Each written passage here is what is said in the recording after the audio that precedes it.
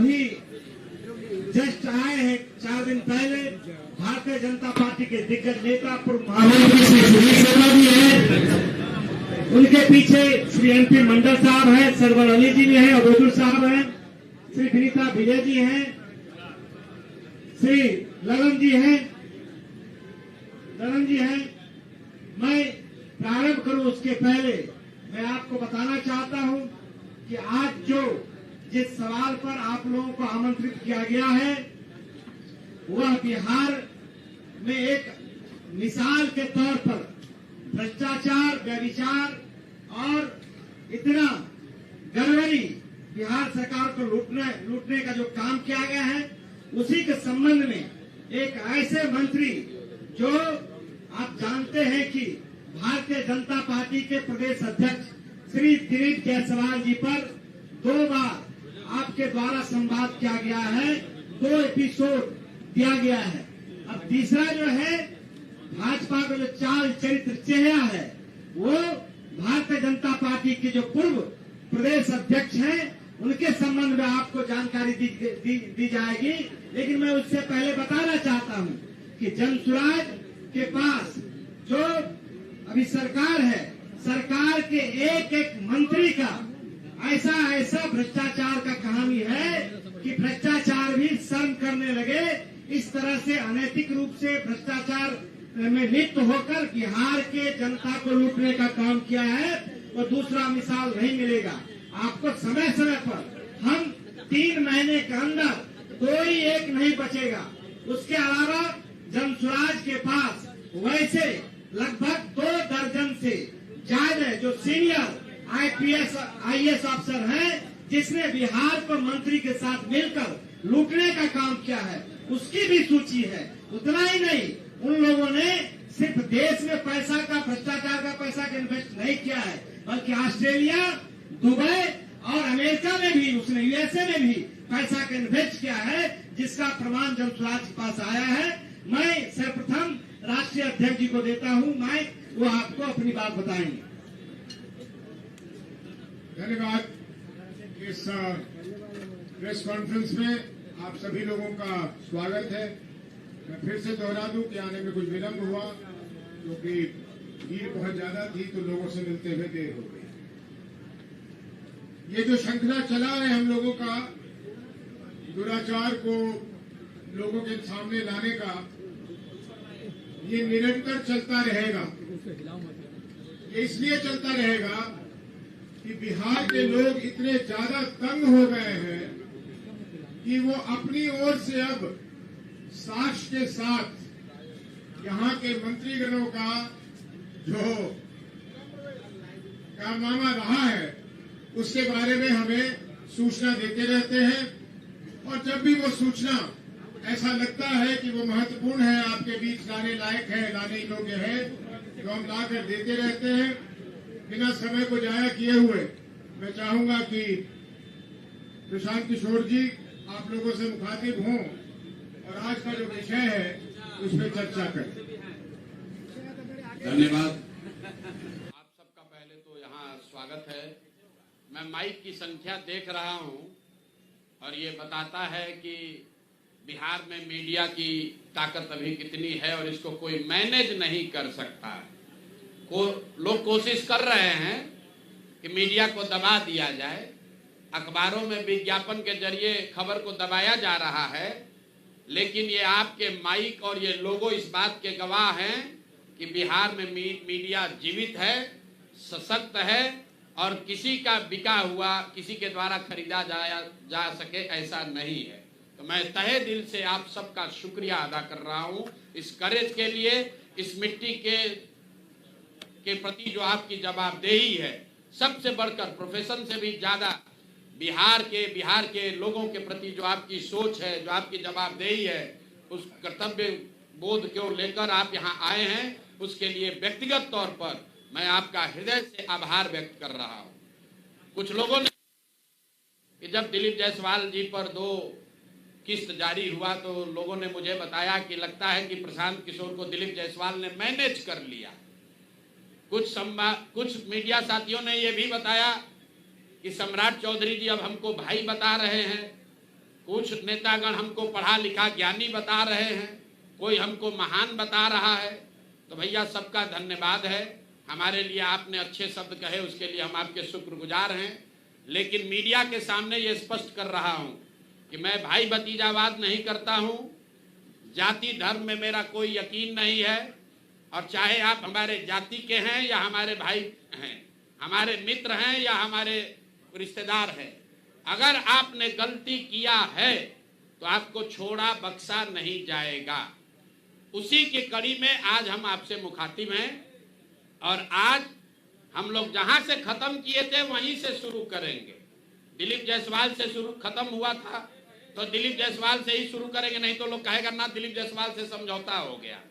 तो इतना आप समझ लीजिए, आपके जरिए बिहार की जनता को भी बता रहे हैं, बिहार में अभी किसी के पास इतना पैसा नहीं है कि प्रशांत किशोर का ईमान खरीद सके। दिलीप जायसवाल तो बहुत छोटी चिड़िया है, इतना अभी ताकत नहीं है कि हमारा ईमान खरीद सके। तो ये कितने भ्रष्ट लोग हैं अभी इसकी जानकारी देंगे, लेकिन उससे पहले मैं आपका 2 मिनट समय लेना चाहता हूं। बिहार की एक त्रासदी, बिहार के एक बच्चे के साथ त्रासदी हुई है और ये समय इसलिए ले रहे हैं कि आज देश के गृह मंत्री अमित शाह जी यहां आ रहे हैं। आपको बता दूं कि अभी आपने कल खबर पढ़ी होगी, संतोष ऋषिदेव करके किशनगंज के खुरखुरिया गांव का एक लड़का है 16-17 साल का, संतोष ऋषिदेव। वो हरियाणा में जो खबर कल इंडियन एक्सप्रेस में छपी है, करीब करीब 2 महीना तक उसको बंधुआ मजदूर बनाकर लोगों ने वहां रखा था। उसका हाथ कट गया, हाथ में इन्फेक्शन होने की वजह से उसका हाथ एम्प्यूट करना पड़ा है। इसकी जानकारी आपको अभी देनी जरूरी है। क्यों हम लोग पलायन की इतनी बात करते हैं, जरा आप दर्द समझिए। ये लड़का 3 अपने साथियों के साथ यहां से गया दिल्ली। 1 महीने में उनका पैसा खत्म हो गया। रेलवे स्टेशन पर वो लोग वापस आ रहे थे, हरियाणा के किसी व्यक्ति ने उस लड़के को झांसा दिया कि आकर हमारा गाय बैल का काम करोगे तो तुमको 10,000 रुपया महीना देंगे। डेस्परेट स्थिति में ये लड़का उस व्यक्ति के साथ हरियाणा के उस गांव में चला गया जहां पर ये व्यक्ति उसको ले गया और 1.5 महीना तक बिना किसी 1 रुपया दिए हुए उसको सिर्फ जीने भर खाना दिया गया है। उस लड़के को उससे बंधुआ मजदूरी कराई गई है और चारा, गाय का चारा काटते समय उस लड़के का मशीन में हाथ चला गया जिससे उसकी उंगलियां कट गई। उसका इलाज करने के बजाय, कराने के बजाय, मदद करने के बजाय उसको गंदे कपड़े से उसके हाथ को बांध के वैसे ही खून गिरते हुए उसको गाड़ी में बैठाकर बेहोशी के हालत में उस व्यक्ति ने, उस परिवार ने किसी पहाड़ी के नीचे हरियाणा में छोड़ दिया। ये भला हो वहां पर 2 शिक्षकों का जिन्होंने उस बच्चे को देखा और उसको ले जाकर पुलिस के हवाले किया। आज वो लड़का पीजीआई अंबाला में भर्ती है, उसका हाथ काटना पड़ा है। तो मेरा पहला सवाल अमित शाह जी से है कि आप आ रहे हैं बिहार में, बिहार के लोगों को बड़ी बड़ी बात कहोगे। हरियाणा में भाजपा की सरकार है जिसकी वजह से हरियाणा में जहां पर बिहार के बच्चे के साथ ऐसा कुकृत्य किया गया है, उसका हाथ कट गया। आज वसी पुनौरा धाम से सीता माता की उस धरती से जरा बताइए कि जिस परिवार ने बिहार के बच्चे को 2 महीना तक बंधुआ मजदूर बनाया, उसका हाथ कट गया है। वो गरीब ऋषिदेव मुसहर समाज का लड़का है, उसको अभी तक सिर्फ 5,000 रुपया कॉम्पनसेशन मिला है। कल रात में हमारे लोग उनके घर गए थे, उनकी मां रो रही थी कि सिर्फ हमको 5,000 रुपया मिला है। उसका लड़के का पिताजी और भाई, उनके पास ट्रेन से अंबाला जाने का पैसा भी नहीं था। और बताइए, ये स्थिति में लोग जी रहे हैं और यहाँ का अफसर, यहाँ के नेता लाखों करोड़ों रुपया का घोटाला कर रहा है। यहाँ का एक गरीब दलित समाज का लड़का 10,000 रुपया के लिए बंधुआ मजदूर बन गया, उसका हाथ काट दिया गया, उस पर कोई संज्ञान नहीं है। और यहाँ नेता बैठ के प्रतिबंधित क्षेत्र बनाया है, उसमें बंगले में बैठ के लूट मचाया है। अब आ जाइए आज के मुद्दे पर। आज हमारा विश्वास है कि अमित शाह इस बात पर जवाब देंगे कि हरियाणा सरकार उस परिवार को, उस व्यक्ति को कब गिरफ्तार करेगी जिसने संतोष ऋषिदेव को बंधुआ मजदूर बनाकर 1.5 महीना तक अपने घर पर रखा था। जबरदस्ती उसका हाथ कट गया उस बच्चे का। वो इतना त्रासदी में लड़का है कि पुलिस बता रही है कि वो ये भी नहीं बता पा रहा है कि किस गांव में उसको रखा गया था। उसको बस इतना ही याद है कि हमको पहाड़ियों के बीच किसी गांव में रखा गया था।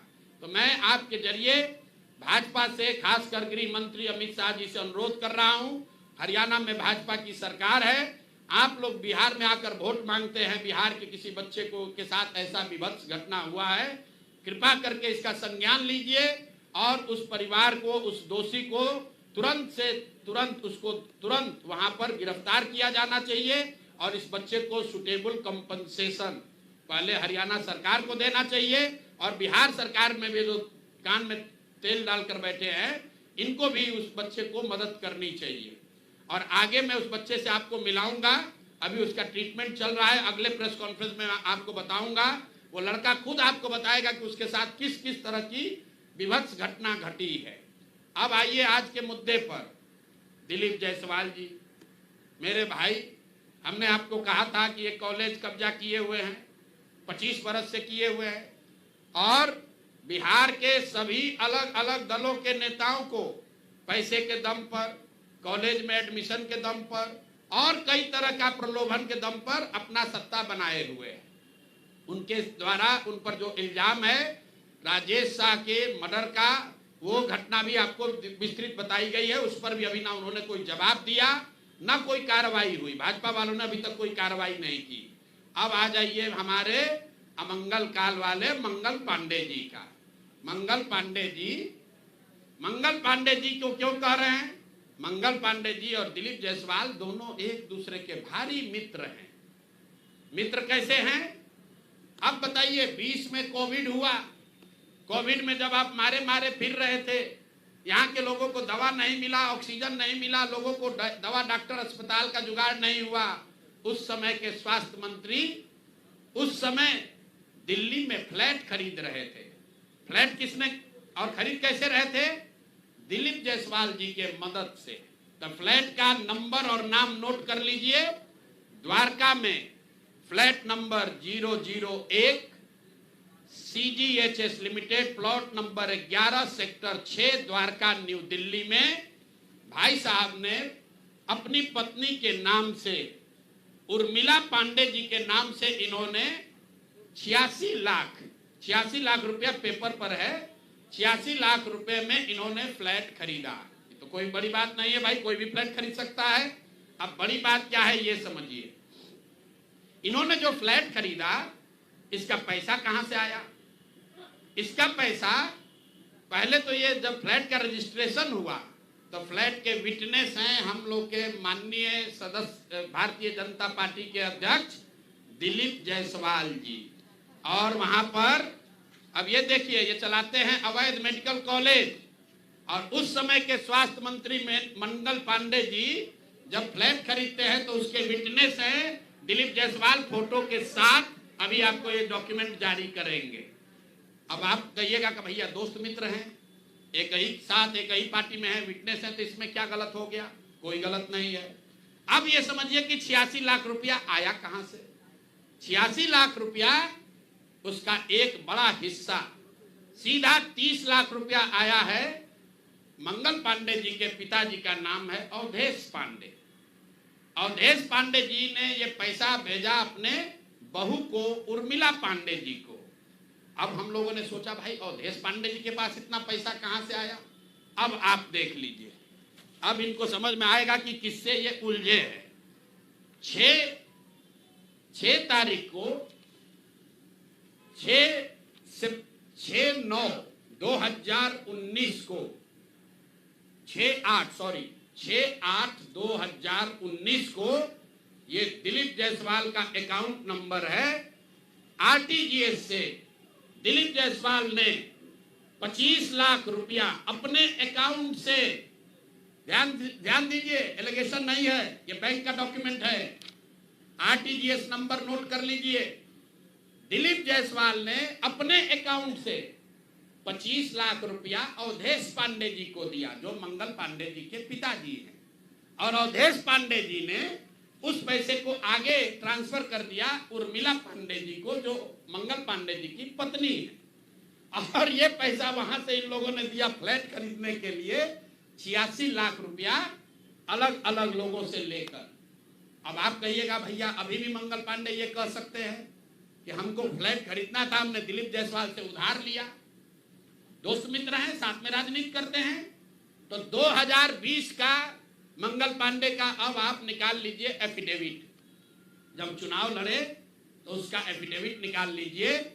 उसमें ये एक कॉलम है कि अगर आपने किसी से लोन लिया है, अनसिक्योर्ड लोन, अगर आपने दोस्त मित्र परिवार किसी से लिया है तो घोषित करना पड़ता है। तो 2020 के मंगल पांडे के एफिडेविट में ऐसी कोई घोषणा नहीं है कि उन्होंने अपने पिताजी से 25 लाख रुपया अपने पत्नी के नाम पर लोन लिया है। तो मेरा दिलीप जायसवाल जी से पहला सवाल है कि अरे भाई, आपके सरकार में, आपके पार्टी में इतना भ्रष्टाचार है कि अपने में भी घूस ले रहे हो। ये मंगल पांडे के लिए हमने कहा कि आदमी कॉटन बैंडेज में भी पैसा लेते हैं, तो लोगों ने कहा ये आदमी को कैसे, क्या प्रूफ है? अनुमान लगाइए। डॉक्टरों से पैसा ले रहे एक बात है, वेंडर से पैसा ले रहा है एक बात है। अरे अपने दल के नेता को भी नहीं छोड़ रहे। अपने दल के नेता दिलीप जायसवाल से पैसा लिए हैं, हेल्थ मिनिस्टर रहते हुए, और बजाबता हिम्मत देखिए, बैंक से लिया है। आरटीजीएस का डिटेल है, आप डेट नोट कर लीजिए, 6/8/2019 को आरटीजीएस के माध्यम से दिलीप जायसवाल जी के अकाउंट से 25 लाख रुपया मंगल पांडे जी के पिताजी अवधेश पांडे जी को दिया गया, जिस अकाउंट से 10 दिन के बाद पैसा उर्मिला पांडे जी के अकाउंट में गया, और उर्मिला पांडे जी ने उसी अकाउंट के पैसे से आगे जो पेमेंट किया है अपने फ्लैट को खरीदने के लिए, वो सारा डिटेल भी यहाँ पर आपको उपलब्ध है। कुल 6 ट्रांजैक्शन है।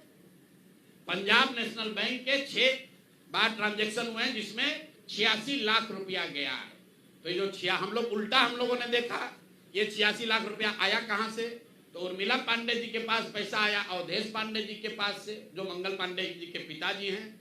और मंगल पांडे जी के पिताजी के पास पैसा कहां से आया? वो पैसा आया दिलीप जायसवाल से।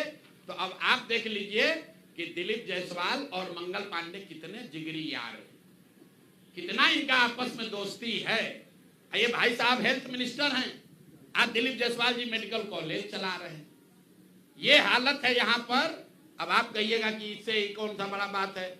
अब दूसरा इनका सुन लीजिए, मंगल पांडे जी का। इन्होंने ये पैसा लेने के बाद, जैसा कि प्रतीत हो रहा है कि इनको पैसा मिला, उसके बाद 2019 तक ये जो कॉलेज है, medical college, MGM medical college Kishanganj, इसको डिग्री देने का अधिकार नहीं था। ये बीपी मंडल, जो वहां पर बीएन मंडल यूनिवर्सिटी है, उसके जरिए ये लोग डिग्री देते थे। तब सीधा क्विड प्रो को में आ जाइए। पैसा लिए, फ्लैट खरीदने में दिलीप जायसवाल ने मदद की, और बदले में मेडिकल कॉलेज को डीम्ड यूनिवर्सिटी बना दिया गया, ताकि 20 बरस से जिस कॉलेज को डिग्री देने का अधिकार नहीं था, वो बीएन मंडल यूनिवर्सिटी मधेपुरा से के थ्रू डिग्री देता था, वो डायरेक्ट डिग्री देने लगा। ये हैं हम लोग के भाई साहब, मंगल काल लाने वाले मंगल पांडे का पहला किस्त। दूसरा सुन लीजिए, 2022 में बिहार सरकार ने, इन पर इतना लंबा है कि आज 2 जारी कर रहे हैं, 2 डोज जारी करेंगे। सुबह शाम डॉक्टर मेडिकल के हैं, स्वास्थ्य मंत्री, तो ओडी से काम नहीं चलेगा, इनको सुबह शाम वाला 2 डोज दिया जाएगा। एक तो पहले जवाब दे कि 25 लाख रुपया दिलीप जायसवाल से लिए हैं कि नहीं आरटीजीएस से। 6 अगस्त 2019 को आरटीजीएस के माध्यम से दिलीप जायसवाल से मंगल पांडे के पिताजी के अकाउंट में पैसा आया है कि नहीं, और जो पैसा आया उस पैसे का इस्तेमाल उन्होंने दिल्ली में, द्वारका में फ्लैट खरीदने के लिए किया है कि नहीं। तीसरी बात, जो फ्लैट खरीदा गया उसमें दिलीप जायसवाल विटनेस के तौर पर कैसे है, ये बताएं। चौथी बात, अगर आपने ये पैसा उनसे लिया था तो 2020 के अपने इलेक्शन एफिडेविट में इसको क्यों नहीं जारी किया, ये बता दीजिए। एक किस्त यहाँ जारी हो गया, अब शाम का डोज ले लीजिए। ये भाई साहब लोग, बिहार सरकार में फरवरी 2022 में 1000 एम्बुलेंस खरीदने का टेंडर जारी किया गया। 1000 एम्बुलेंस मतलब करीब करीब 200 करोड़ रुपए का टेंडर जारी किया गया। बिड नंबर है GM 2022 B 1943713। ये बिहार सरकार का डॉक्यूमेंट है। 1000 एम्बुलेंस खरीदने की बात की गई, जिसमें यह कहा गया कि 466 एम्बुलेंस टाइप C का होगा और 534 है वो एडवांस लाइफ सपोर्ट वाले एम्बुलेंस होंगे। देखिए कि लोगों के स्वास्थ्य के साथ क्या खिलवाड़ हो रहा है। Type C, type D, type B ये जो है गवर्नमेंट ऑफ इंडिया ने स्पेसिफाई किया हुआ है कि एम्बुलेंस की कैटेगरी है कि टाइप B में क्या क्या होना चाहिए, टाइप C में क्या होना चाहिए। ऑल ओवर इंडिया में गवर्नमेंट ने इसको स्टैंडर्डाइज कर दिया है, गवर्नमेंट ऑफ इंडिया ने, ताकि लोग ऊपर नीचे न करें। तो बिहार सरकार ने 2022 में 1000 एम्बुलेंस खरीदने का टेंडर जारी किया। उसमें 466 टाइप C के एम्बुलेंस खरीदे गए, करीब करीब 19.5 लाख रुपए प्रति एम्बुलेंस की दर से। 19,58,257 रुपया एक एम्बुलेंस का दाम है टाइप C का। उसमें सबसे अब यूनिक बात सुनिए, एम्बुलेंस बनाने वाले दो ही यहां पर पूरे देश में जो ओरिजिनल इक्विपमेंट मैन्युफैक्चरर हैं, एक है टाटा मोटर और दूसरा है फोर्स मोटर। सरकार ने उस समय दोनों को अलाउ किया, बिहार सरकार ने ही। उसमें बिड हुआ, एम्बुलेंस जो खरीदा गया है वो खरीदा गया 19,58,257 रुपए में। 2 बरस के बाद अभी 222 और एम्बुलेंस खरीदा गया। 22 अप्रैल 2025 मंगल पांडे जी हैं यहाँ पर स्वास्थ्य मंत्री, तो इन्होंने 3 ही बरस में 22 से 25 होने में अब एम्बुलेंस का दाम बढ़ के कितना हो गया, 27,47,580 रुपया। मतलब हर एम्बुलेंस पर 7,90,000 रुपया दाम को बढ़ा दिया गया। ये कैसे हुआ, इतना बड़ा करिश्मा। इस बार बिड में टाटा मोटर के सप्लायर्स को हटा दिया गया टेक्निकल ग्राउंड पर। क्यों हटाया गया वो सुन लीजिए, कितना हास्यास्पद है।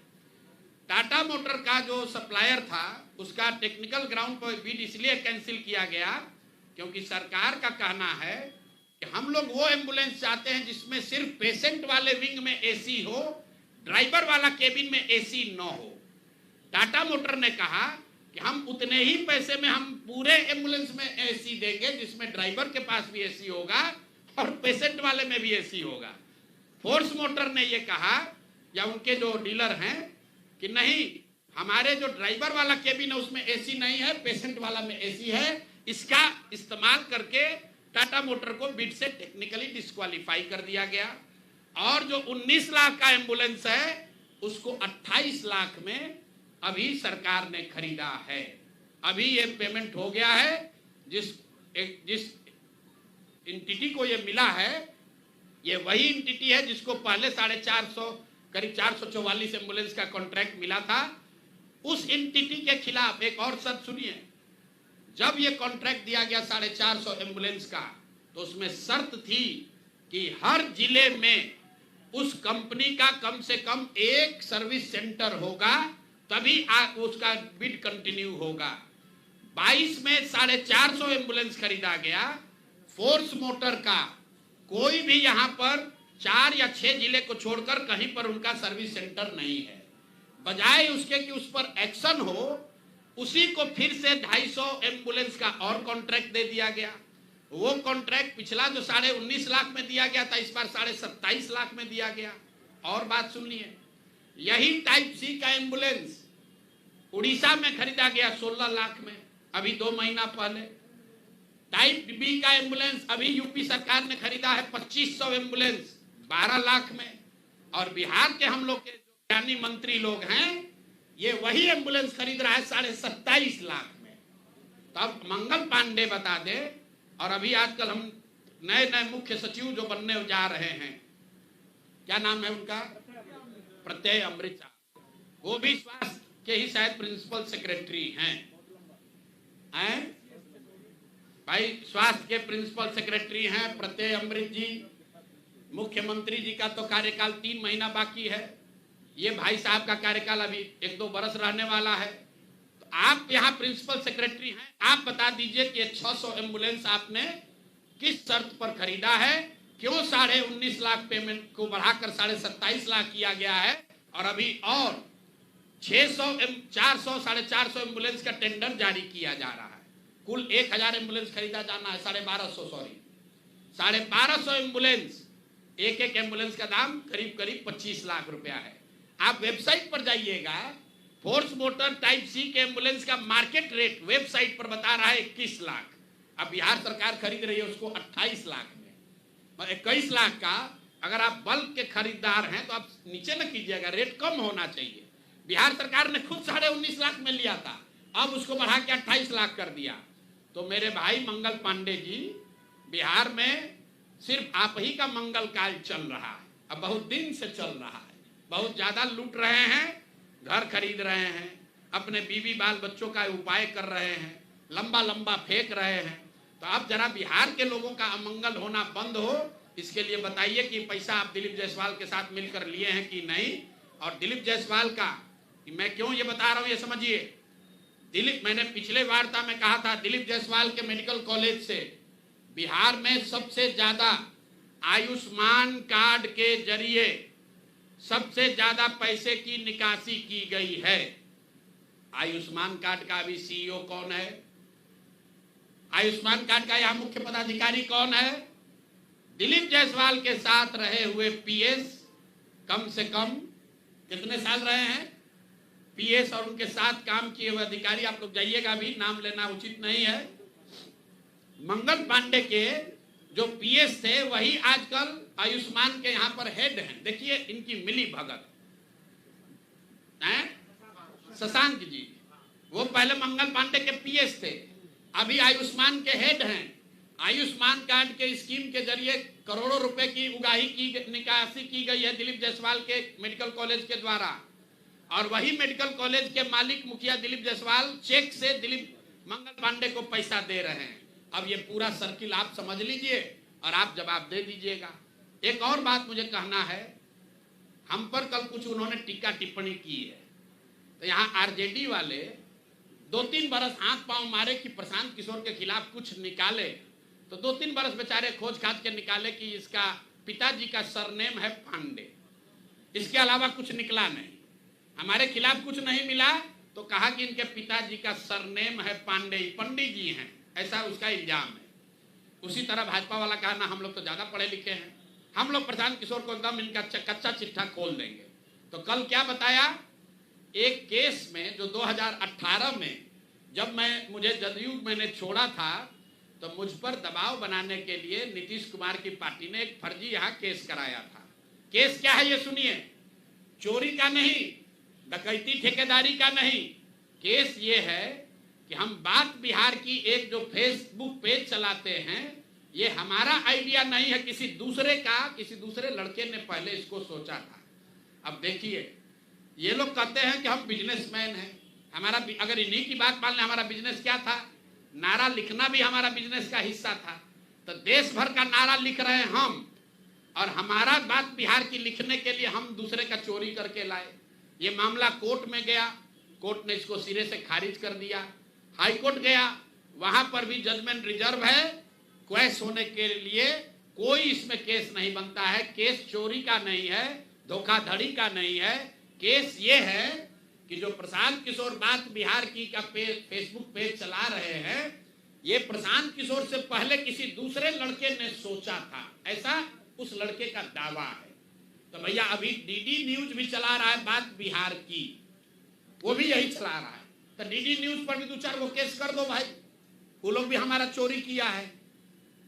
बात बिहार की जन सुराज का प्रशांत किशोर का 2018 से चलने वाला पेज है, जिस पर 21 लाख से ज्यादा लोग जुड़े हुए हैं। हर दिन कम से कम 5 करोड़ लोग उस पेज पर वीडियो, ऑडियो और जन सुराज का देखते हैं कार्यक्रम, और ये कह रहा है कि ये हम चोरी करके लाए। और अंतिम बात कि भाई सरकार आपकी, राज्य में सरकार आपकी, केंद्र में सरकार आपका, अगर हमने ऐसा कोई गलत काम किया है तो जैसे दिलीप जायसवाल हम पर फर्जी केस करने का कोशिश किए, जैसे आपके कार्यकर्ताओं ने हमारे खिलाफ केस किया, जैसे बिहार सरकार ने केस किया है, तुम भी केस कर दो, पुलिस को भेज दो, हमको पकड़ लो, कोई रोक तो रहा नहीं है। अरे भाई हम गलती की, हमको पकड़ लीजिए, दिक्कत क्या है? तो ये मामला अब आपके सामने रख दिए, इसके बाद इनको जवाब देने दीजिए। दिलीप जायसवाल की तरह ये भी कहेंगे यही बात कि भैया ऊपर वाला है, भगवान है। भगवान अगर आपके लिए है तो भगवान हमारे लिए भी है। भगवान अगर आपके हमारे लिए है तो उन गरीब लोगों के लिए भी है जिसका हक मार रहे हो, जिन लोगों को लूट रहे हो उनका भी है। और दिलीप जायसवाल और मंगल पांडे के साथ साथ जो अभी मुख्य सचिव डिजिग्नेट हैं, प्रत्यय अमृत जी को क्लियर करना चाहिए कि उनके स्वास्थ्य विभाग के प्रिंसिपल सेक्रेटरी रहते हुए ये एम्बुलेंस का कॉन्ट्रैक्ट कैसे हुआ? क्यों 12 लाख 13 लाख का एम्बुलेंस आपने 19 लाख में पहले खरीदा, फिर उसी एम्बुलेंस को 27 लाख में खरीद रहे हैं? क्यों खरीद रहे हैं? क्यों टाटा मोटर को आपने डिस्क्वालीफाई किया? क्यों फोर्स मोटर को के ही सप्लायर को ये दिया गया है? इस पर प्रत्यय अमृत जी को भी बोलना चाहिए, इसलिए कि अभी आपको यहाँ मुख्य सचिव बनना है। 2 साल बिहार की जनता का आप पर भरोसा है, आप सबसे बड़े यहाँ के पदाधिकारी होंगे, तो आपको बताना चाहिए कि इसकी सच्चाई क्या है। शायद हम लोग को समझने में कुछ गलती हो रही है, तो प्रेस करके पढ़े लिखे व्यक्ति हैं। कल हम कहीं पढ़ रहे थे कि बहुत पढ़े लिखे व्यक्ति है, हिंदू कॉलेज में पढ़े हैं, पढ़ने में बहुत मेधावी रहे होंगे तभी IAS है। तो भैया हम लोग को अगर पढ़ने समझने में कुछ कमी है, दिक्कत आ रही है, तो प्रत्यय अमृत प्रेस करके बता दे कि उसी एम्बुलेंस को जो अभी 2 साल पहले आपने 19.5 लाख में खरीदा था, उसको अभी 27-28 लाख में क्यों खरीदा है? जिसको आपने कॉन्ट्रैक्ट दिया उसने कॉन्ट्रैक्ट का सारे वायलेशन किए हैं, फिर उसी एजेंसी को काहे दे रहे हो? स्वास्थ्य मंत्री तो हैं ही, लेकिन अधिकारियों को भी ध्यान रखना है। साइन भैया फाइल पर आप ही कर रहे हो, मंत्री नहीं कर रहा है। तो अगर आप पकड़े, पशुपालन घोटाला में लोग पकड़े गए तो नेता तो पकड़े ही गए, अधिकारी भी नापे गए। और बिहार में जो एक धारणा बन गई है कि लालू जी चोर है। भाई ठीक है, लालू जी चोर है नहीं है, उसका आपने इल्जाम लगाया, कोर्ट ने उसका संज्ञान लिया, जांच हुआ, जो उनको सजा होनी थी हो गई। लेकिन जैसा मैंने अभी पिछले अपने साक्षात्कार में कहा था कहीं, ये भाजपा वाले ये राजद से भी ज्यादा चोरी कर रहे हैं। ये लोग कंबल ओढ़कर घी पी रहे हैं, अपने आप को चाल चरित्र चेहरा वाला बताकर सबसे ज्यादा भ्रष्टाचार कर रहे हैं। और ये वो भाजपा नहीं है जो गोविंदाचार्य जी ने बनाया, ये वो भाजपा नहीं है जो कैलाशपति मिश्र जी की भाजपा थी। ये ठगों की, बदमाशों की, भ्रष्ट नेताओं की भाजपा है, और हम लोग इसको जनता के सामने ला रहे हैं। अब नेक्स्ट किस पर जारी होगा वो भी आपको बता देंगे। अब आपका कोई सवाल है तो कर लीजिए। हाँ, सामने अब दिखिए नहीं, इधर से बोलिए। आए आए कन्यादान किए? कौन कन्यादान किए हैं कल? तो अब इससे हम लोग को क्या दिक्कत है? अगर मान लीजिए कुछ भला काम, देखिए आप अच्छा काम कीजिएगा तो उससे आपका किया हुआ पाप कटेगा नहीं, उसकी भरपाई तो करनी ही पड़ेगी। सनातन को समझने वाले जो लोग हैं वो है अकाउंट बराबर है, गलत करोगे गलत पाओगे, अच्छा करने से गलत कटेगा नहीं। अगर आप किसी गरीब व्यक्ति की, महिला की, बच्ची की शादी करा रहे हैं, उससे अगर आप एम्बुलेंस में घोटाला किए हैं तो उससे जान नहीं बचेगा। प्रशांत जी, क्या इस मामले में मुख्यमंत्री नीतीश कुमार भी दोषी हैं? मेरे भाई, हम वही बात बोलते हैं जो हमारे सामने तथ्य है, सामने डॉक्यूमेंट है, आप देख लीजिए। 2 डॉक्यूमेंट हमने दिया, ये नहीं कहा कि दिलीप जायसवाल और मंगल पांडे में मिली भगत है। हमने सीधा बैंक का आपको डिटेल दिया है। या तो बैंक वाले बता दे कि ये डॉक्यूमेंट फर्जी है, या दिलीप जायसवाल और मंगल पांडे बता दे कि नहीं ये ट्रांजैक्शन नहीं हुआ है। और 25 लाख रुपया अगर ट्रांजैक्शन हुआ है, हम बाकी और ट्रांजैक्शन दे सकते हैं। अभी आपको 25 लाख का दे रहे हैं, उनसे आप पूछ लीजिए कि दिलीप जायसवाल के अकाउंट से 6 अगस्त 2019 को आपने अपने पिताजी के अकाउंट में 25 लाख रुपया लिया कि नहीं लिया, इतना बता दीजिए। उसके बाद बाकी और अकाउंट जारी कर देंगे।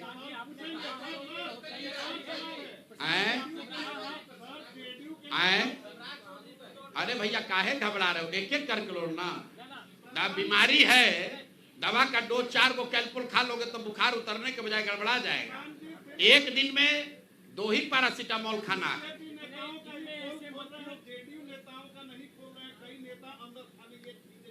अच्छा, अभी आपको हमने क्या कहा, दिलीप जायसवाल पर नहीं बोले तो आप लोग बोले कि दिलीप जायसवाल से समझौता हो गया।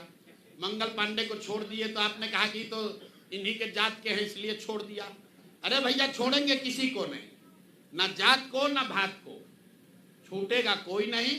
गलती अगर आपने किया है तो आप बचिएगा नहीं। बिहार की राजनीति में आपने ये दौर देखा है, माननीय सुशील मोदी जी थे, वो डॉक्यूमेंट वगैरह लेकर प्रेस वार्ता करते थे, इन चीजों को उजागर करते थे। सुशील जी के जाने के बाद कोई नेता यहाँ एक दूसरे पर इल्जाम नहीं लगाता है, सब सोच रहा है तुम भी लूटो हम भी लूटेंगे, ठीक है ना। आपने कहा जदयू का, तो जैसे मैंने पहले कहा था, भाजपा के यहाँ चाल चरित्र चेहरा को दिखाने वाले 3 लोग हैं। दिलीप जायसवाल जो राज्य के अध्यक्ष हैं, जो राजद के राबड़ी जी के मुंह बोले भाई हैं, तेजस्वी जी के मामा हैं। दूसरा यहाँ पर बड़े नेता मंगल पांडे, जो बिहार में मंगल काल की बात कर रहे हैं, जो भी भाजपा के अध्यक्ष रहे हैं, यहाँ पर मंत्री भी रहे हैं, बड़ा बड़ा दावा करते हैं। तीसरा यहाँ पर सम्राट चौधरी हैं। ये 3 के अलावा और कोई बड़ा नेता जिसमें आपका रुचि है वो भी आप हमको बता दीजिए, उसका भी बता दिया जाएगा। अब सर्वेश जी हैं, भाई कोर्ट ने पहले कन्विक्ट कर दिया कि फर्जी दवा बनाता है, अब उस पर क्या प्रेस कॉन्फ्रेंस करना है। वो तो कोर्ट ने, जीवेश जी, सॉरी जीवेश, देखिए नाम भी भूल गए, इतना लोग है, जीवेश मिश्रा, राजस्थान की कोर्ट ने कह दिया ये आदमी फर्जी दवा बनाता है, अब उस पर क्या प्रेस कॉन्फ्रेंस करना है, तो सामने आ गई बात। ये तो जो लोग छुपे हुए हैं, अपने आप को रामराज्य का ध्वजवाहक बता रहे, बिहार के लोगों को गुमराह कर रहे हैं, उन पर न प्रेस वार्ता होगी।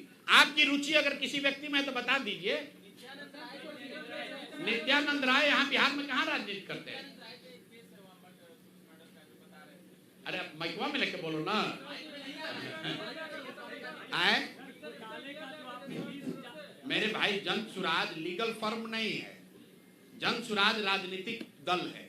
राजनीतिक दल के तौर पर तथ्यों के साथ, प्रमाण के साथ हमारा कर्तव्य है हम लोगों का कि हम ये जानकारी जनता के बीच में आपके माध्यम से रखें। जहां तक लोगों को लीगल मदद देने की बात है, जैसे राजेश शाह का मामला है या मेडिकल कॉलेज के अवैध कब्जा का मामला है, उसको लीगली प्रोसेस किया जा रहा है, लेकिन आपको जरिए पहले जनता को बताया तो जाए कि ये लोग कर क्या रहे।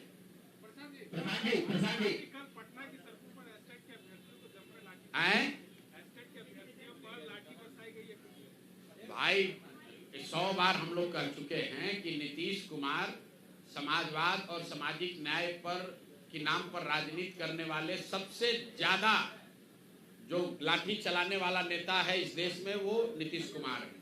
कई लोग हमको कहता है कि भैया आप उनके स्वास्थ्य पर मत बोलिए, बड़ा अब दया आती है, अब बेचारगी हो गई है नीतीश कुमार की। कभी कभी हमको भी लगता है, मेरा बहुत मधुर संबंध रहा है उनसे, कि व्यक्तिगत तौर पर उनको अब हम क्या बोले, शारीरिक मानसिक तौर पर थक गए, लेकिन हर 2-4 दिन पर जो घटनाएं होती हैं वो झकझोर देती हैं। कल आपने देखा एक नए बच्चे को, 20-22 साल के एक बच्चे को पुलिस वाला वर्दी में जूते से, पैर से, जूता से उसको मार रहा था। आप बताइए, ये मानसिक तौर पर थका हुआ बीमार व्यक्ति नीतीश कुमार अपने बंगले में बैठकर बिहार के युवाओं को, पुलिस को ये अलाउ किया हुआ है कि ये जूता से जाकर मारो, तो इस व्यक्ति के प्रति कोई सिंपैथी होनी चाहिए? नहीं होनी चाहिए।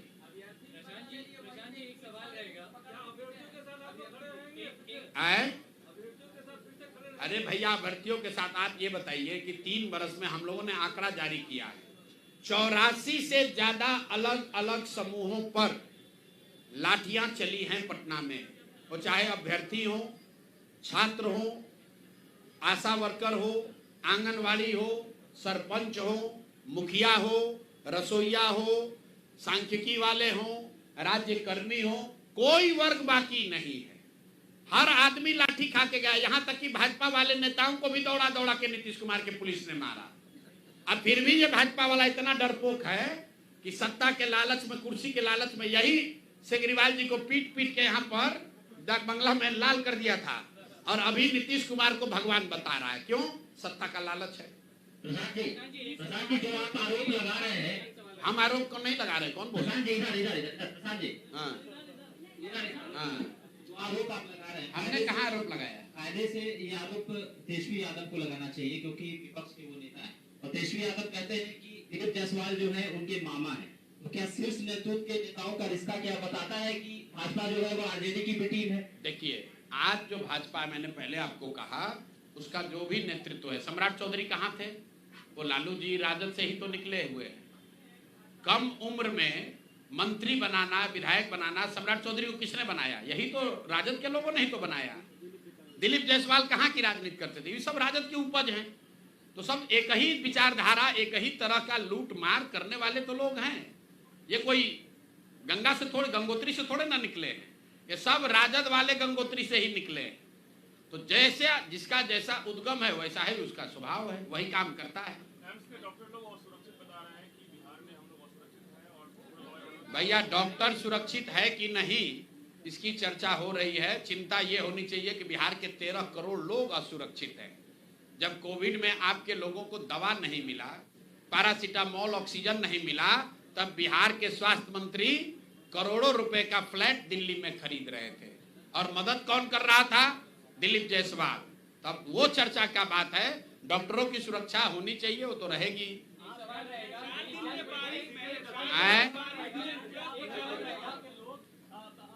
पहले आप लोग ये बताइए कि दिलीप जायसवाल पर 2 केस जारी हुआ था, आप लोग सब लोग शांत काहे हो गए? हमको आप लोग कह रहे हैं कि प्रशांत किशोर मैनेज हो गया। मीडिया वाला कितना लोग मैनेज हो रहे हैं? ए भाई, बिहार के लिए जगते रहिए। जो बताया जा रहा है उसको चलाइए, उनसे रिएक्शन तो लीजिए। आप लोग दिलीप जायसवाल से काहे नहीं पूछ रहे?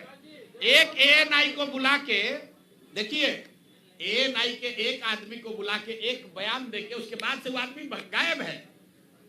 वो आदमी गायब है, और आप लोग मुंह में ऐसे माइक लगाकर सवाल पूछते हैं, लेकिन दिलीप जायसवाल से कोई सवाल नहीं पूछ रहा है। मना किया गया है। अच्छा हाँ, देखिए कौन मना किया, बोलिए। आए इंटरनल ये पता चला है कि आसमान में धूप फेरेंगे तो मुंह पे ही पड़ेगा। प्रशांत के आपको बोला गया है कि प्रशांत किशोर को नहीं बोलना है। प्रशांत किशोर को मत बोलिए, दिलीप जायसवाल से बोलवाइए। आप मतलब बारिश में अस्पतालों और सब जगह का हालत खराब है, सड़क टूटने लगी है। 4 दिन के बारिश में सड़कें टूटने लगी है, अस्पतालों में पानी घुस गया है, पूरा हाल है। लगभग शहरी विकास मंत्री कौन है? बोलिए बोलिए। ए भाई, शहरी विकास मंत्री कौन है? जिस राज्य का शहरी विकास मंत्री नकली दवा बनाने का अपराधी घोषित कर दिया गया, इल्जाम नहीं, आरोप नहीं, राजस्थान में जहां भाजपा की सरकार है, उस सरकार के कोर्ट ने वहां पर जीवेश मिश्रा को फर्जी दवा बनाने का आरोपी बता दिया। वो आपका हमारा नगर विकास मंत्री है। भगवान का धन्यवाद कीजिए कि वो स्वास्थ्य मंत्री नहीं है, नहीं तो अभी तो घर डूब रहा है, फिर लोग भी डूब जाते हैं।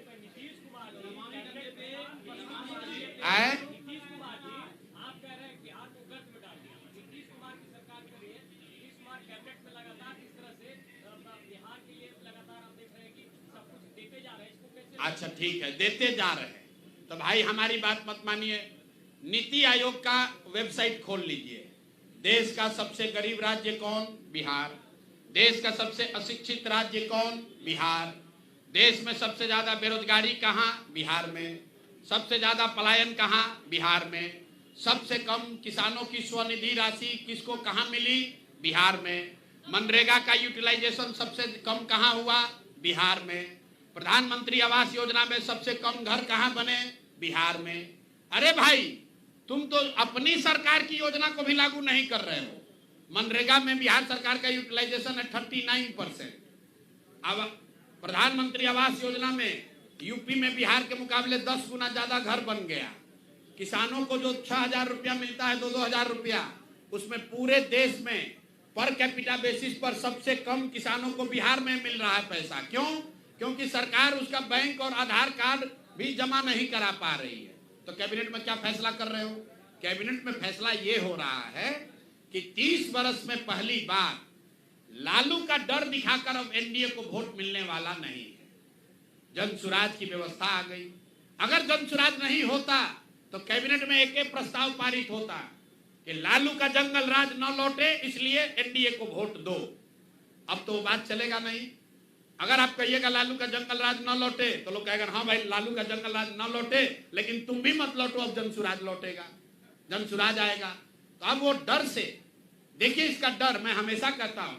आप लोग कहते हैं कौन जीतेगा कौन हारेगा, जन सुराज के होने से हम लोग का कोई विधायक नहीं, कोई मंत्री नहीं, हम लोग ना पक्ष में ना विपक्ष में, लेकिन जन सुराज का डर इतना है कि 20 बरस में जो वृद्धों का, दिव्यांगों का, विधवाओं का पेंशन 400 रुपया से बढ़कर 410 नहीं हुआ, वो एक ही बार में 1100 हो गया।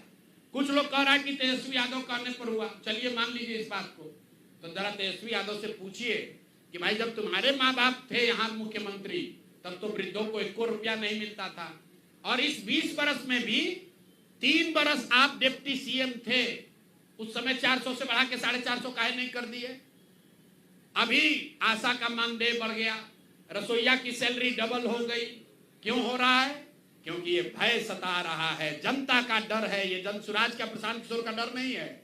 ये लोगों को दिख रहा है कि बिहार के लोगों को एक विकल्प मिल गया है। अगर हम काम नहीं करेंगे, बात नहीं सुनेंगे लोगों की, तो जनता हमको हराएगी। और यही तो जन सुराज सिखा रहा है कि अरे भाई नेताओं में ये डर पैदा करो, जन सुराज के नेताओं में भी डर पैदा करो कि अगर काम नहीं करोगे तो जनता तुमको हराएगी। जन सुराज से भी गलत आदमी खड़ा होता है, उसको भी हराइए। हर हालत में जनता के हाथ में ही ताकत है। नेताओं को अकाउंटेबल बनाना है तो आपको काम के आधार पर वोट देना है।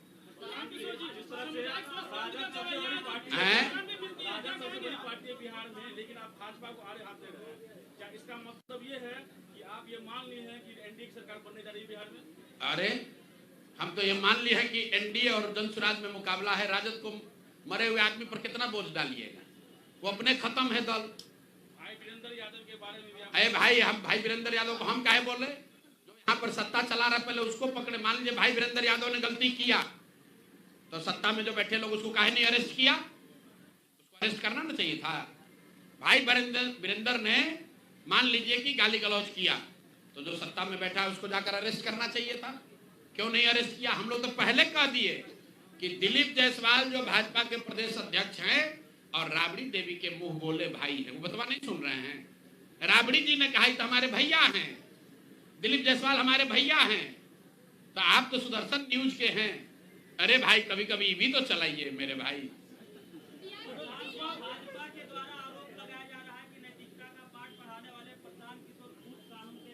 किस में? अभी तो तुम बताए भैया, प्रशांत किशोर पर ने कौन सा चोरी किया, हमने किसको ठेका दिया, कौन बालू शराब माफिया का काम किए, कौन सरकारी पद पर हैं, कोई पदाधिकारी बता दे हमने उसको कभी फोन किया हो, ट्रांसफर पोस्टिंग कराया हो, किसी को ठेका दिलवाया हो, हमारे घर परिवार दूर दूराज का आदमी भी कोई बिजनेस व्यापार करता हो बिहार में तो बता दीजिए।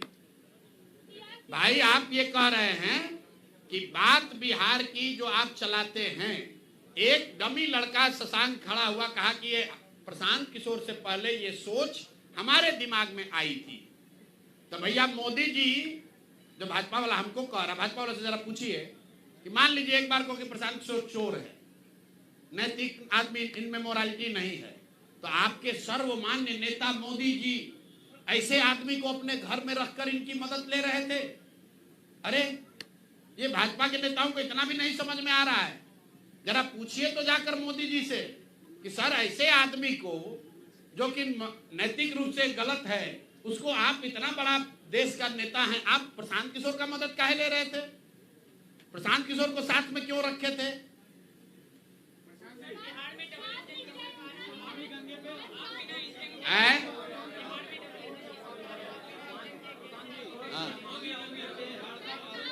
अरे अब कुछ सवाल नेताजी लोग से भी पूछिए आप लोग, और अगले प्रेस कॉन्फ्रेंस के लिए भी मटेरियल रखिए। जिसको जिसको सुनिए, जिसको जिसको